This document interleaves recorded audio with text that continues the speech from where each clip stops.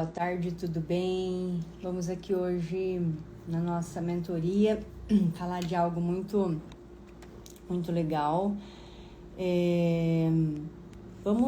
Hoje nós vamos falar sobre como que nós conseguimos construir pilares saudáveis para o nosso casamento. Quais são os pilares para você ter um casamento duradouro, um casamento saudável? Então, como é que a gente pode trabalhar isso na nossa vida? Quais são esses alicerces para a gente conseguir construir aí um casamento saudável nas nossas vidas? Então aqui eu vou trazer esses pilares hoje para a gente conseguir entender um pouquinho isso e conseguir melhorar a qualidade do nosso relacionamento para a gente viver de forma mais plena, de forma mais alegre, que essas coisas não são muito fáceis. E um dos primeiros pilares mais importantes é a questão dos valores. Nós temos valores que nós consideramos que fazem parte das nossas crenças, que são considerados valores inegociáveis. Então, quando o seu cônjuge tem determinados princípios que consideram essenciais dentro do casamento, não só no casamento, mas da forma com que você leva a sua vida, e isso, claro, acontece ali dentro do seu casamento. Então, nós vamos falar de alguns princípios desses, como, por exemplo, a honestidade, a lealdade, o respeito mútuo, a empatia, quando você tem um apoio contínuo do seu cônjuge ou não. Então, isso forma bases de parceria dentro do relacionamento conjugal. E se esses valores, eles são muito diferentes entre você e o seu cônjuge, esses valores que são pilares para um casamento, se eles são muito diferentes dentro do casamento, isso pode gerar atrito. E vai dar trabalho até você conseguir conciliar um processo de comunicação para viver de forma equilibrada, com harmonia dentro do seu relacionamento. Por quê? Porque muitas vezes, para que serve um namoro? Um namoro serve para você conhecer a outra pessoa, conhecer os valores das outras pessoas, da pessoa com que você se relaciona, quais são os valores mais importantes para ela, se são negociáveis ou se é algo inegociável, porque às vezes você tem um valor importante e que ele pode ser negociável e que isso vai fazer uma certa diferença no seu relacionamento. Então é muito importante a gente compreender quais são os principais valores do nosso cônjuge, para a gente se alinhar com esses valores e andar de forma mais harmônica. Então é importante sentar, assim, muitas vezes à mesa ou ao sofá, para conversar sobre esses assuntos. Porque lá na cama, lá no quarto, não é lugar de ficar conversando. Lá é lugar de desfrute, lá é lugar de descanso. Outra coisa, outro ponto importante é a questão da comunicação. Então, assim, nessa comunicação, ela não precisa ser apenas uma comunicação verbal, mas a comunicação mais importante dentro de um relacionamento é o comportamento, são as atitudes que você pode ter com o seu cônjuge. E eu vou falar junto com a comunicação, eu vou falar um pouquinho de crença. Então, eu vou juntar dois pilares aqui, a comunicação e a crença. Então, assim, quando nós desenvolvemos habilidades de comunicação, habilidades de comportamento, onde você conversa, onde você discute coisas, onde você transforma esse processo em algo dinâmico. Então, por exemplo, assim, vou citar algum exemplo prático aqui. Vamos dizer que você chega em casa, você está cansada, você trabalha bastante, e aí você precisa de ajuda no serviço e seu esposo chegou e está na frente da televisão. Só que você nunca deixou claro para o seu esposo que uma das suas características de como você gosta de receber amor é quando alguém te ajuda em alguma atividade do lar. Então, quando alguém está te ajudando ali na atividade do lar, é a forma com que você se sente amada. Então, você não chegou e não deixou claro isso para a pessoa, quer dizer, você não comunicou isso. E aí a pessoa, como é que ela vai entender, como é que ela vai saber isso? Então, quando nós compartilhamos as nossas perspectivas, a forma como nós gostamos de ser amado, a forma como nós gostamos das coisas dentro de casa, quando a gente passa... Então, quando a gente está fazendo esse tipo de comunicação, a gente está colocando quais são os nossos valores, quais são os nossos princípios. Da mesma forma que a gente passou isso, a gente tem que ter a percepção para a gente ouvir a outra pessoa. Então, quando nós ouvimos o outro com carinho, com atenção, podemos perceber qual a forma com que o outro gosta de ser amado para você conseguir encher o tanque do amor dele, qual é a forma com que aquela outra pessoa, o seu cônjuge, necessita, vamos dizer assim, de ser ouvido. Então você consegue encontrar as soluções equilibradas para você fortalecer essa conexão. Então, por exemplo, o meu cônjuge, ele gosta de palavras de afirmação, ele gosta um pouco também de tempo de qualidade, mas ele gosta de palavras de afirmação. Essa é a principal fonte dele. E companhia, né? Tá junto ali um pouco. Então a primeira linguagem dele é palavras de afirmação e a segunda é um tempo de qualidade.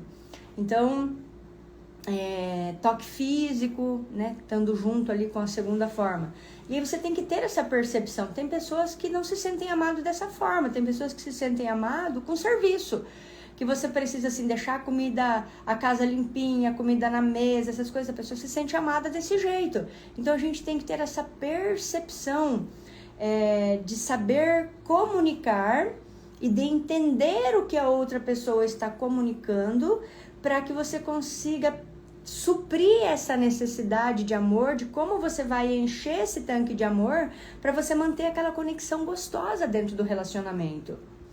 Um outro ponto que é muito forte dentro do relacionamento é a questão financeira. E essa questão financeira, ela deve ser tratada com cumplicidade. Como é que funciona isso?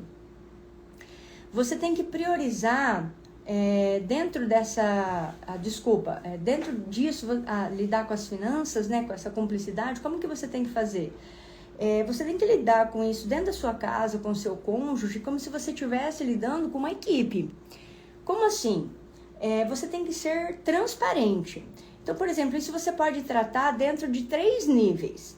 Primeira coisa, nós temos que ser transparentes enquanto que nós recebemos. Exatamente, assim, eu tenho que ter certeza de quanto que eu recebo, de quanto que o meu cônjuge recebe. E a gente tem que ter a transparência, né, de como que nós vamos gastar isso. Tem que haver um combinado.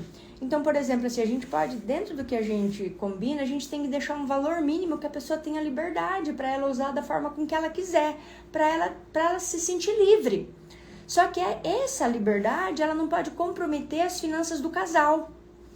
Da mesma forma que o casal tem que ter metas que sejam estabelecidas financeiramente em conjunta do que eles querem conquistar conjuntamente.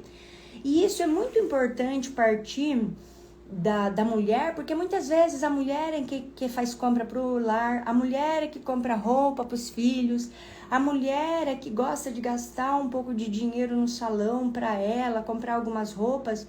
Então a gente tem que ter esse combinado no sentido de a mulher ter essa percepção juntamente com o homem, né? Por exemplo, às vezes o homem gosta de sair com os amigos.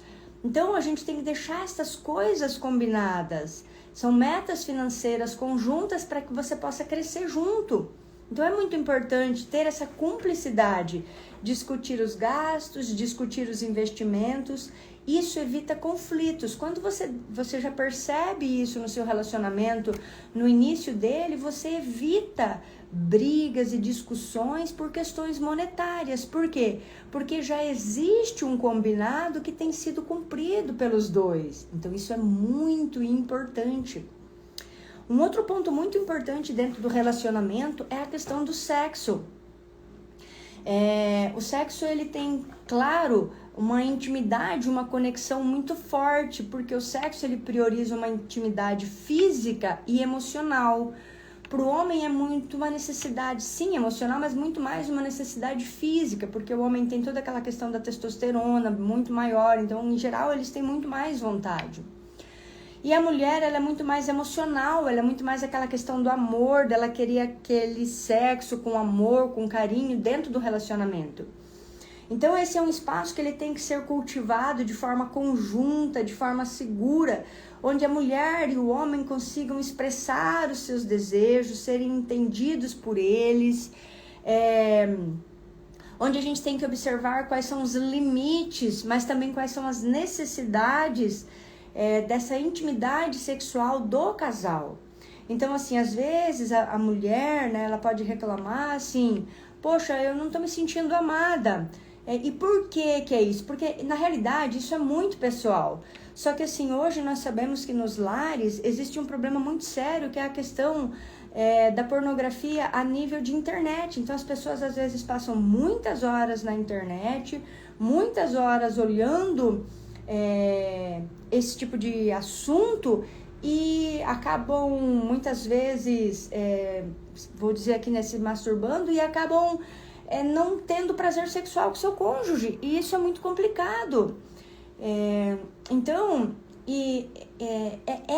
esse vício, essa paranoia da imagem, ela tem que ser alterada. Isso tem que ser alterado, porque isso é para ser algo gostoso, é para ser algo físico, é para ser algo emocional, é para ser algo junto, é algo que é para ser compartilhado com amor. Porque ali é o tempo que vocês passam junto, é onde você decide cuidar e curtir, é onde você ama e é onde você é amado. E isso mantém essa conexão muito viva dentro do relacionamento. Então é extremamente importante nós suprirmos a necessidade do nosso cônjuge, ao mesmo tempo de que a gente tem uma percepção das formas, de como a gente percebe que o nosso cônjuge gosta de ser amado. Então é muito importante a gente suprir essa necessidade. Um outro ponto muito importante dentro do relacionamento é a questão de você observar a necessidade do seu relacionamento, de você e do seu esposo junto, a necessidade do seu próprio eu, a questão do trabalho. Então tudo isso tem que haver um equilíbrio. Então assim, você trabalha e você demanda uma certa hora para o seu trabalho. E dentro disso você tem que perceber que você tem que ter um dia para você, como casal, às vezes até sem filhos, né? Onde que eu vou deixar meus filhos, se eu tenho com quem deixar, ou às vezes algum momento que eu ponho então meus filhos para dormir, mas eu tenho um momento junto com meu esposo ali, não só para relacionamento, mas para fazer coisas que a gente gosta de fazer junto. Então é muito importante você ter um momento para o casal. Da mesma forma que você precisa de um momento para você. Um momento para você pensar sobre suas emoções, sobre seus sentimentos, para você poder se observar, para você poder se conhecer. Um momento que você gosta, sei lá, de ter uma atividade física com você mesmo, assim, uma ginástica que você gosta de fazer. Então a gente tem que ter a percepção desse equilíbrio. Então quando a gente encontra esse equilíbrio de forma saudável, de um tempo que eu vou ter com o meu cônjuge apenas, que é um tempo do casal, um tempo que eu vou cuidar do meu cônjuge, que ele vai se sentir amado e cuidado, e ele vai sentir que o tanque do amor dele está se enchendo, que ele não precisa buscar isso olhando vídeos na internet, que ele não precisa buscar isso olhando na rua. Por quê? Porque nós, mulheres, estaremos suprindo essa necessidade, ou o homem vai estar suprindo a necessidade disso da sua esposa. Então é importante a gente ter essa percepção e gastar um tempo com o casal, onde você deve encher, então, esse tanque do amor do seu cônjuge, com carinho, com afeto.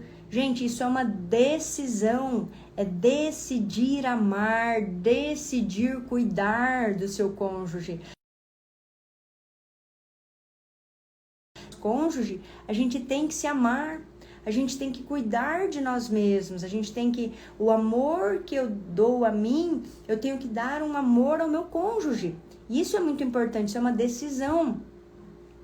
Então, lidar com essas demandas, onde a gente gasta um tempo precioso para manter um relacionamento saudável e duradouro, dessa mesma forma, eu gastar um tempo para mim também e eu ter as minhas demandas de trabalho, do qual a gente tira o nosso pão de cada dia, que deve ser feito com amor, com carinho também. Então, essa doação, essa dedicação, ela é extremamente importante.